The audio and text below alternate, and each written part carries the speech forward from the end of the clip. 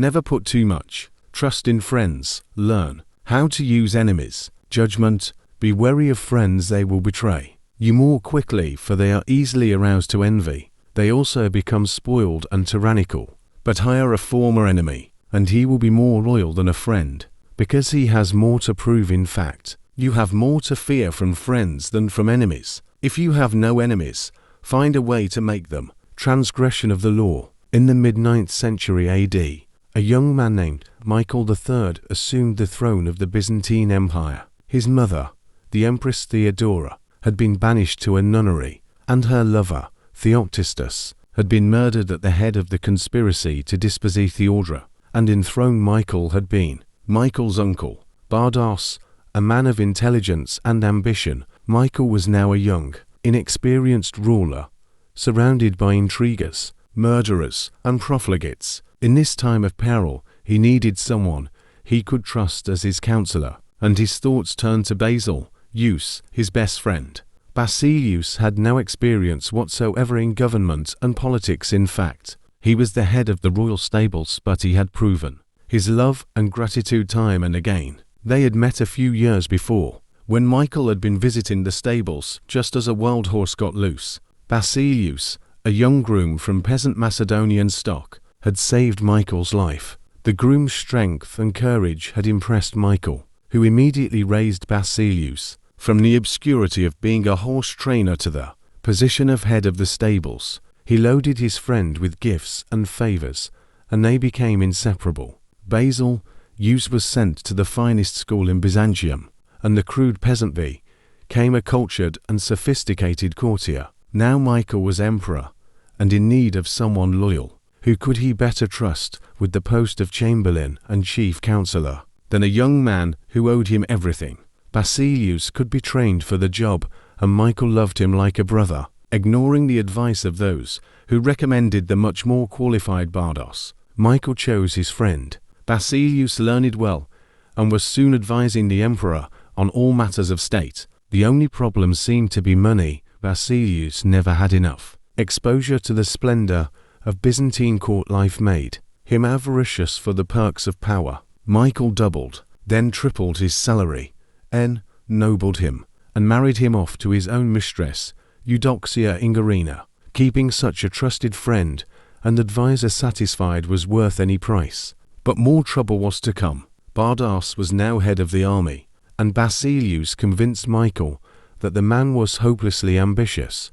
Under the illusion that he could control his nephew, Bardas had conspired to put him on the throne, and he could conspire again, this time to get rid of Michael and assume the crown himself. Basilius poured poison into Michael's ear until the emperor agreed to have his uncle murdered. During a great horse race, Basilius closed in on Bardas in the crowd and stabbed him to death. Soon after, Basilius asked that he replace Bardas as head of the army, where he could keep control of the realm and quell rebellion. This was granted. Now Basilius's power and wealth only grew, and a few years later Michael, in financial straits from his own extravagance, asked him to pay back some of the money he had borrowed over the years. To Michael's shock and astonishment, Basilius refused, with a look of such impudence that the emperor suddenly realized his predicament. The former stable boy had more money, more allies in the army and senate, and in the end more power than the emperor himself. A few weeks later, after a night of heavy drinking, Michael awoke to find himself surrounded by soldiers. Basilius watched as they stabbed the emperor to death. Then, after claiming himself emperor, he rode his horse through the streets of Byzantium, brandishing the head of his former benefactor and best friend at the end of a long pike. Interpretation: Michael III staked his future on the sense of gratitude. He thought Basilius must feel for him. Surely Basilius would serve him best. He owed the emperor his wealth, his education, and his position. Then, once Basilius was in power, anything he needed it was best to give to him, strengthening the bonds between the two men. It was only on the fateful day, when the emperor saw that impudent smile on Basilius's face, that he realized his deadly mistake. He had created a monster. He had allowed a man to see power up close, a man who then wanted more, who asked for anything and got it, who felt encumbered by the charity he had received and simply did what many people do in such a situation. They forget the favors they have received and imagine they have earned their success by their own merits. At Michael's moment of realization, he could still have saved his own life, but friendship and love blind every man to their interests. Nobody believes a friend can betray, and Michael went on disbelieving until the day as this head ended up on a pike. Lord, protect me from my friends. I can take care of my enemies. Voltaire, 1694-1778. Observance of the law. For several centuries after the fall of the Han Dynasty, AD 222, Chinese Tory followed the same pattern of violent and bloody coups. One after the other, army men would plot to kill a weak emperor, then would replace him on the dragon throne with a strong general. The general would start a new dynasty and crown himself emperor. To ensure his own survival, he would kill off his fellow generals. A few years later, however, the pattern would resume. New generals would rise up and assassinate him, his sons in their turn. To be emperor of China was to be alone, surrounded by a pack of enemies. It was the least powerful, least secure position in the realm. In AD 959, General Chao Kaiwangyan became Emperor Sung. He knew the odds, the probability that within a year or two he would be dead.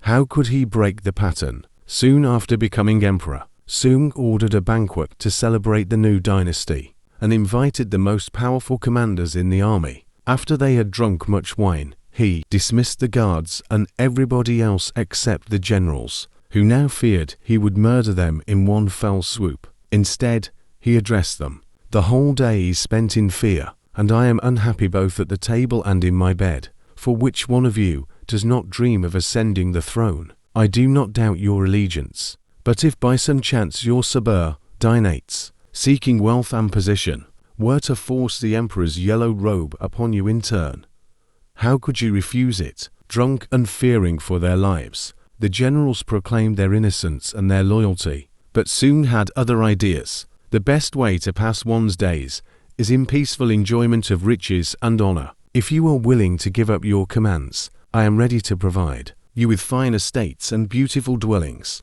where you may take your pleasure with singers and girls as your companions. The astonished generals realized that, instead of a life of anxiety and struggle, Sung was offering them riches and security. The next day, all of the generals tendered their resignations, and they retired as nobles to the estates that Sung bestowed on them. In one stroke, Sung turned a pack of friendly wolves, who would likely have betrayed him, into a group of docile lambs, far from all power. Over the next few years, Sung continued his campaign to secure his rule. In AD 971, King Liu of the southern Han finally surrendered to him for years of rebellion. To Liu's astonishment, Sung gave him a rank in the imperial court and invited him to the palace to seal their newfound friendship with wine. As King Liu took the glass that Sung offered him, he hesitated, fearing it contained poison. Your subjects' crimes certainly merit death, he cried out, but I beg your majesty to spare your subject's life. Indeed, I dare not drink this wine. Emperor Sung laughed,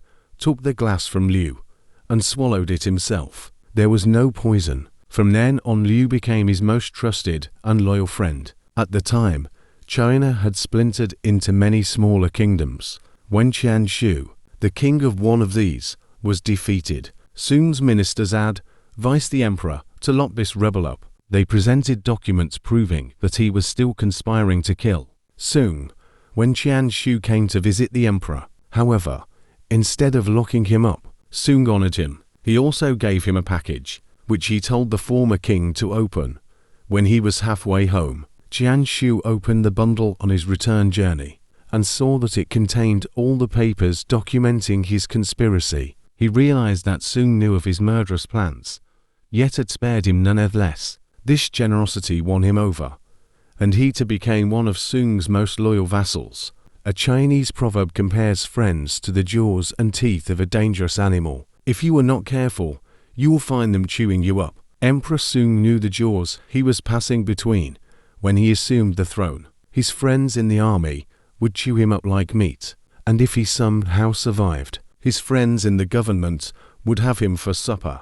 Emperor Sung would have no truck with friends. He bribed his fellow generals with splendid estates and kept them far away. This was a much better way to emasculate them than killing them, which would only have led other generals to seek vengeance. And Sung would have nothing to do with friendly ministers. More often than not, they would end up drinking his famous cup of poison wine. Instead of relying on friends, Sung used his enemies, one after the other, transforming them into far more reliable subjects. While a friend expects more and more favors and seethes with jealousy, these former mice expected nothing and got everything.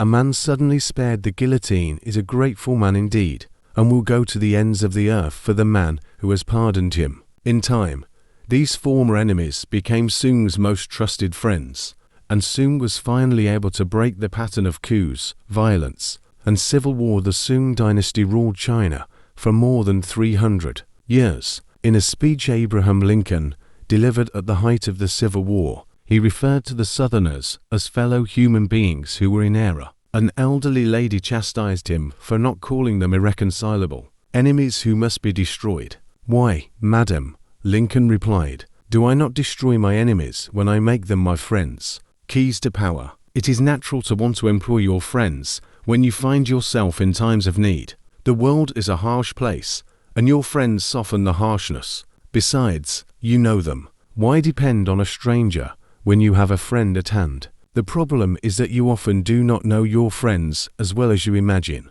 Friends often agree on things in order to avoid an argument. They cover up their unpleasant qualities so as to not offend each other. They laugh extra hard at each other's jokes. Since honesty rarely ends friendship, you may never know how a friend truly feels. Friends will say that they love your poetry, adore your music, envy your taste in clothes. Maybe they mean it. Often they do not. When you decide to hire a friend, you gradually discover the qualities he or she has kept hidden. Strangely enough, it is your act of kindness that unbalances everything. People want to feel they deserve their good fortune. The receipt of a favor can become oppressive. It means you've been chosen because you are a friend, not necessarily because you are serving. There is almost a touch of condescension in the act of hiring friends that secretly afflicts them. The injury will come out slowly. A little more honesty, flashes of resentment and envy here and there, and before you know it your friendship fades. The more favors and gifts you supply to revive the friendship, the less gratitude you receive. Ingratitude has a long and deep history. It has demonstrated its powers for so many centuries that it is truly amazing that people continue to underestimate them. Better to be wary. If you never expect gratitude from a friend, you will be pleasantly surprised when they do prove grateful. The problem with using or hiring friends is that it will inevitably limit your power. The friend is rarely the one who is most able to help you, and in the end, skill and competence are far more important than friendly feelings. Michael III had a man right under his nose who would have steered him right and kept him alive. That man was Bardos. All working situations require a kind of distance between people. You are trying to work, not make friends. Friendliness, real or false, only obscures that fact. The key to power, then, is the ability to judge who is best able to further your interests in all situations. Keep friends for friendship, but work with the skilled and competent. Your enemies, on the other hand, are an untapped gold mine that you must learn to exploit. When Talleyrand, Napoleon's foreign minister, decided in 1807 that his boss was leading France to ruin, and the time had come to turn against him, he understood the dangers of conspiring against the emperor. He needed a partner, a confederate. What friend could he trust in such a project? He chose Joseph Fouché, head of the secret police, his most hated enemy, a man who had even tried to have him assassinated. He knew that their former hatred would create an opportunity for an emotional reconciliation. He knew that Fouché would expect nothing from him, and in fact would work to prove that he was worthy of Talleyrand's choice. A person who has something to prove will move mountains for you. Finally, he knew that his relationship with Fouché would be based on mutual self-interest and would not be contaminated by personal feeling. The selection proved perfect. Although the conspirators did not succeed in toppling Napoleon, the union of such powerful but unlikely partners generated much interest in the cause. Opposition to the emperor slowly began to spread, and from then on, Talleyrand and Foch had a fruitful working relationship. Whenever you can, bury the hatchet with an enemy, and make a point of putting him in your service. As Lincoln said, you destroy an enemy when you make a friend of him. In 1971, during the Vietnam War, Henry Kissinger was the target of an unsuccessful kidnapping attempt, a conspiracy involving, among others, the renowned anti-war activist priests the Berrigan brothers, 4 more Catholic priests and 4 nuns, in private, without informing the Secret Service or the Justice Department. Kissinger arranged a Saturday morning meeting with 3 of the alleged kidnappers, explaining to his guests that he would have most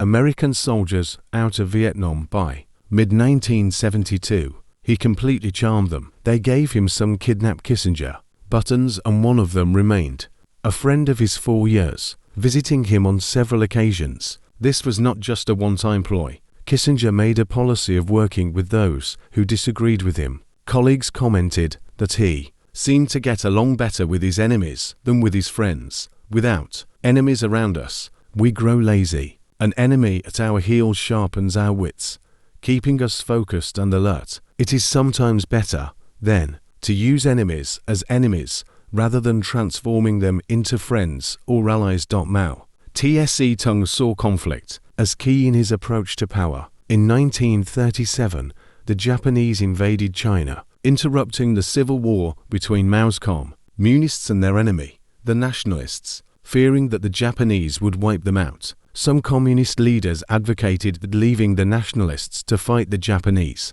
and using the time to recuperate. Mao disagreed. The Japanese could not possibly defeat and occupy a vast country like China for long. Once they left, the communists would have grown rusty. If they had been out of combat for several years and would be ill prepared to reopen their struggle with the nationalists, to fight a formidable foe like the Japanese, in fact, would be the perfect training for the communists' ragtag army. Mao's plan was adopted, and it worked. By the time the Japanese finally retreated, the communists had gained the fighting experience that helped them defeat the nationalists. Years later, a Japanese visitor tried to apologize to Mao for his country's invasion of China. Mao interrupted. "Should I not thank you instead?"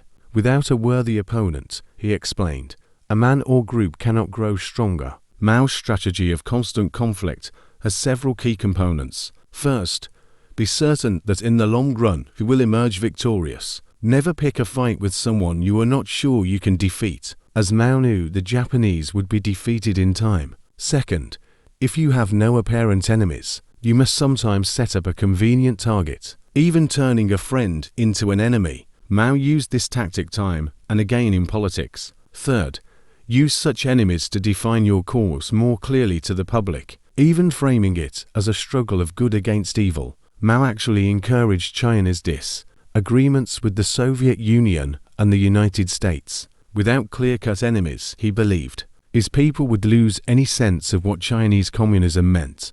A sharply defined enemy is a far stronger argument for your side than all the words you could possibly put together. Never let the presence of enemies upset or distress you. You are far better off with a declared opponent, or to than me knowing where your real enemies lie. The man of power welcomes conflict, using enemies to enhance his reputation as a sure-footed fighter who can be relied upon in times of uncertainty. Reversal.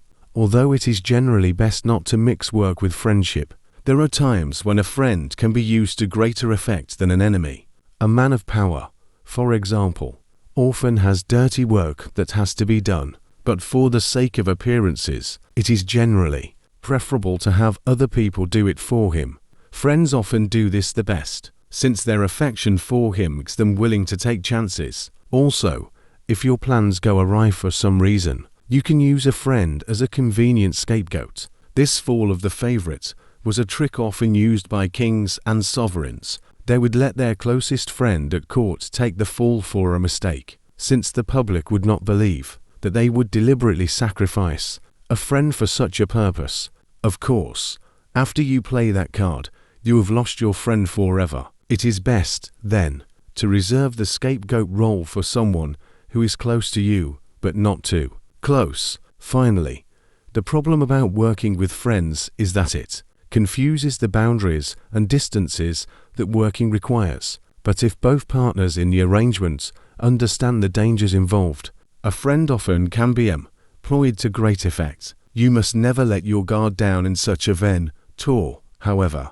Always be on the lookout for any signs of emotional disturbance, such as envy and ingratitude. Nothing is stable in the realm of power, and even the closest of friends can be transformed into the worst of enemies. Rule 2:15.